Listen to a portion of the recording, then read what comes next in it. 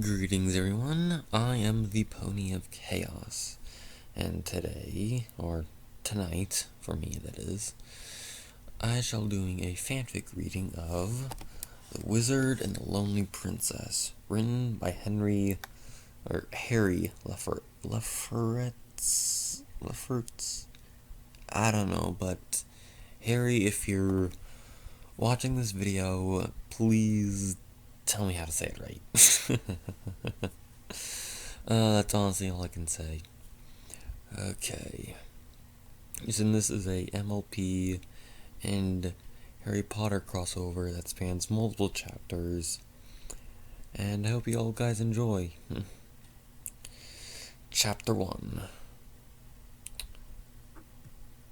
After having been thrown into his bedroom, really a cupboard under the main stairs, a young boy of 6 named Harry Potter slowly whimpered as the door was locked. Not from pain, but because neither his uncle nor his aunt had ever actually hit him, but from something that was just as bad: loneliness. A little cliche, but okay. Sorry. After all, verbal and psychological abuse also have scars, just not visible ones. As he wrapped a small, threadbare blanket around him, the small old boy's green eyes slowly closed as a tear made its way down his cheek. I wish that I had a friend. Unknown to the boy, at that point, the light of the full moon seemed to brighten for a moment as a silvery glow enveloped him as he closed his eyes. And by the way, I'd just like to say that I am sorry if I I don't speak correctly sometimes.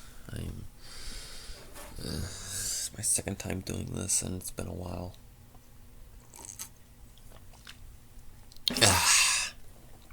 Let's resume. And reopened to an astounding sight. As he looked around, he saw nothing but gray, powdery ground with large holes in it. It took a moment to realize, for the realization to sink in which was helped by the sight of a familiar orb that changed over the horizon as his eyes hanged over the horizon, not changed over the horizon. My bad. His eyes widened. Is this the moon? A split second after this realization, Harry clapped his hands over his mouth and nose as he ran around in a panic before he tripped on a rock. He lay there for a moment before he blinked as he realized something important. I can breathe?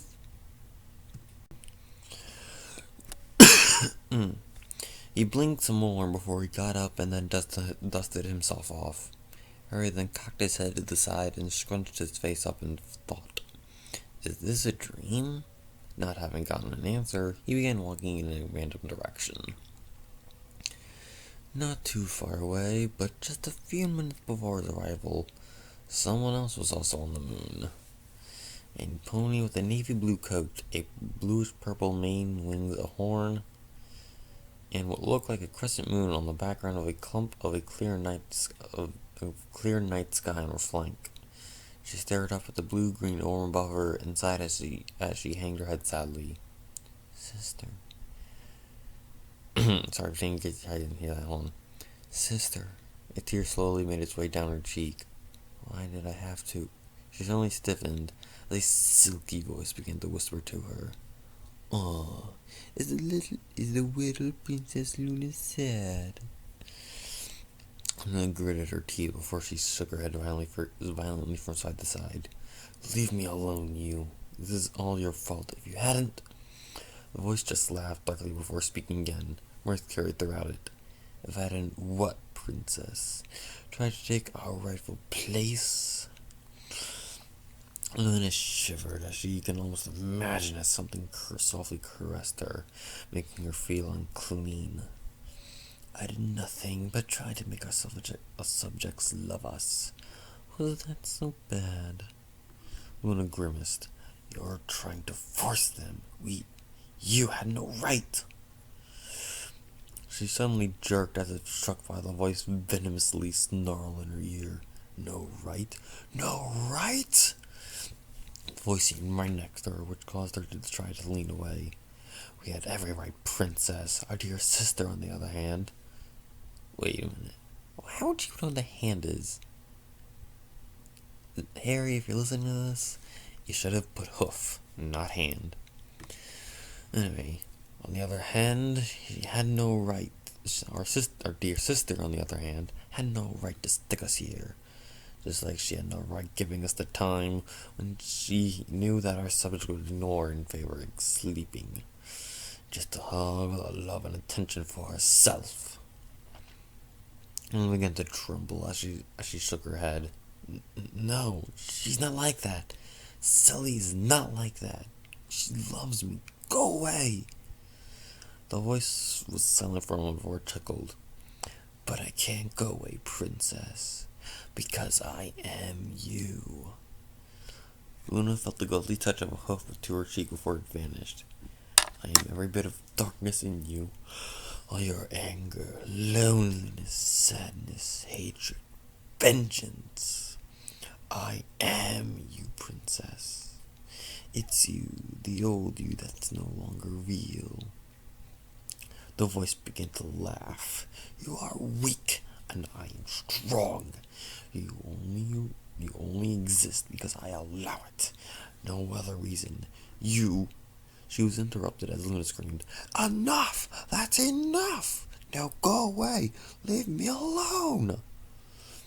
Luna collapsed as she held her head in her hooves as she softly cried, Leave me alone. She didn't notice the shadow detach itself from her and rush away toward the dark side of the moon. For several minutes, Luna lay there crying, as her stomach felt as if it would expel anything in it, if there was anything in it at all. I added that part, never mind. Oh. Sorry if I mean to seem a bit tired. I'm doing this pretty late at night. I wish that I had a friend. A tingle like an electric shock ran through her for a moment before it dissipated. She sniffled, she blinked. What was that? After a few moments, she ignored it to focus back on her downward spiraling thoughts.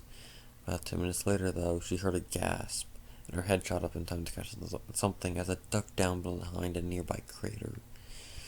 She blinked as her mind grappled with the fact that she might not be alone. Her eyes... Oh, God. Her eyes narrowed. She turned her head slightly away from the crater, and once she saw the movement from the corner of her eye, she jerked her head around to see something duck once more. Luna tilted her head to the side as she blinked. Okay, there is definitely something here, but what? She turned away and waited till it popped up and then ducked down before she took to the air and flying upward 100 feet, while having left behind an illusion of her being there. Meanwhile, in the crater, Harry blinked. Was that a unicorn with wings? He glanced over to the rim to see it again. Pretty. Unseen by him, Luna silently landed behind him and looked looked him over in curiosity. What an odd creature. It's like nothing I've ever seen, except maybe those monkeys in the book about the South. She leaned closer, smiling as she noticed that the being before her was watching her illusion. It's got hands like a dragon, but with no claws or scales. And I mean too, but no fur? Is that why it's wearing clothes? It's cold? When she heard it say that she is pretty, however, she blushed that she is not used to being complimented on her looks except by her sister. She then began to lean closer before she spoke in a soft, shy voice, in order not to scare the creature before her. Hello there, little guy. Oh, God damn it. Again. The being stiffened, before it slowly turned, not having noticed that the illusion that he'd been watching wavered before it dissipated into a purplish cloud. The two stare at each other before Luna gives it a shy smile. Hi? The being's green, she noted. Eyes widened before leaping onto the other side of the crater lip. Taking back a step in surprise for a moment, Luna leaned forward to see the being's wide eyes appeared over the rim. Excuse me. She smothered a giggle at the sight as she gave it her best comforting smile. It's okay. I'm not gonna hurt you. The little being slowly raised its head over the rim and gave her what she took to be an inquisitive look. She blinked through though, at the word that came out of its mouth. You can talk? Oh, thank you. I can put this in the morning or something like that. Having seen the surprised look on the being's face, Luna cocked her head to the side in confusion. Yeah, of course I can. All ponies can talk. She didn't look closer, her curiosity having overtaken her for a moment. But I don't know what you are, so I'm a little surprised that you could speak. She then cocked her head to the side as she noticed that the being was slightly translucent, and how it looked like a silver wire that came from its back and disappeared about a foot from the body. Is this another one of Nightmare Moon's mind games? It would be just like her. The being looked at her with an odd expression on its face. But ponies can't talk. And then slowly climbed over the rim and sat down in front of Luna. And I'm a human. Luna raised an eyebrow at this. An ooman? What's an ooman? The little being giggled some before it shook its head. Not woman, a human. It seemed as if it's thinking something over a moment before it stuck out a hand. My name's Harry. What's yours? I really gotta work on English accent. I gotta remember this is taking place in England, a place that's not as fancy as Paris, but still, I gotta work on it. Luna giggled some before she stuck her hoof in its grasp, though slightly puzzled as to why she could feel it grip her hoof.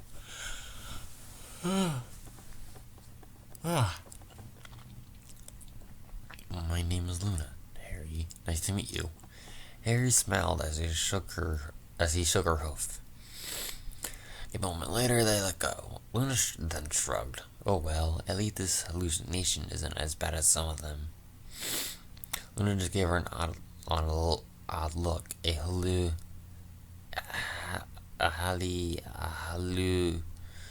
Luna giggled some as she waved her hoof at him. A hallucination, Harry. You mean that you're nothing but a figment of my imagination? No, well, kind of. I gotta look that up. Harry just shook his head. I'm dreaming this. You're the one that's not real. Luna just rolled her eyes. No, you're not real. Harry gave her a small scowl. You're not real. Luna shook her head as she poked him with the hoof. No, I'm real. No, you're not. Yes, I am. No, you're not. Yes, I am. Needless to say, this continued for a bit before it finally stopped with the two having decided that they're right and the other's wrong. But not wanting to argue anymore with a figment of their imagination. Not wanting to argue anymore with a figment of their imagination. God damn it. After a bit of quiet, Luna decided to just ask something. Harry. Harry looked towards her with a smile. Even though you're not real, Harry crossed his arms at this. Would you be my friend? Luna watched Harry's jaw drop and his eyes widened. She's about to say something when Harry suddenly hugged her. She blinked as she could feel him as he shut against her, and could swear that she felt tears as they soaked her pelt. Harry, she could almost imagine, I did that in air quotes if you couldn't tell, his arms as they tighten. That's an A, that means an as. I started doing a Google Doc or something. It's like, there are minor errors all throughout the thing that I might be pointing out and I might just gloss over, but you definitely need to look into this stuff and fix it, you know? I'm just saying. His arms, as they tightened around her, and she almost didn't catch his next words due to how quiet he said them. I never had a friend before. God damn it, I really need to work on it. She just smiled as she wrapped one of her front legs around him. She continued to hold him for a few minutes before he pulled away. She then laid a hoof on his shoulder. Feel better now? Eric just nodded as Luna smiled. He may be nothing more than a figment of my imagination, but at least I can experience a little of what it means to have a friend. She then got shaken from her thoughts as Harry poked her. Yes, Harry, what is it? Yeah, I definitely should have done this in the morning. Ugh. Oh, I'm almost done anyway. Harry just looked at her with a curious look on his face. What do we do now? Luna blinked at the question, caught off guard by it. She then began to think as she considered it. What do friends do together anyways? After a few minutes, she shrugged. I guess that we could play a game? I don't know what to play, so you can decide. Harry just looked down as he leaned up against her. I don't know any games, except for Harry hunting. Luna frowned a little as Harry flinched. After thinking over it and having decided to go ahead with his idea, Harry suddenly brightened. Hey, I know a game. We can play tag. Luna cocked her head to the side as she wondered about it. What's tag and how do you play it? Harry just smiled. Oh, you just go touch someone and go and say, tag, you're it, and then they chase you while they're trying to tag you, like this.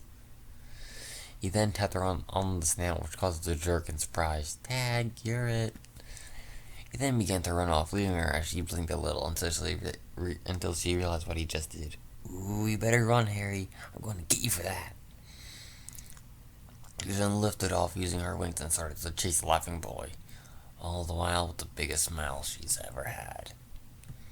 And that's the end of Chapter 1 of this story. Links to it will be in the description, as well as the link to the author as well.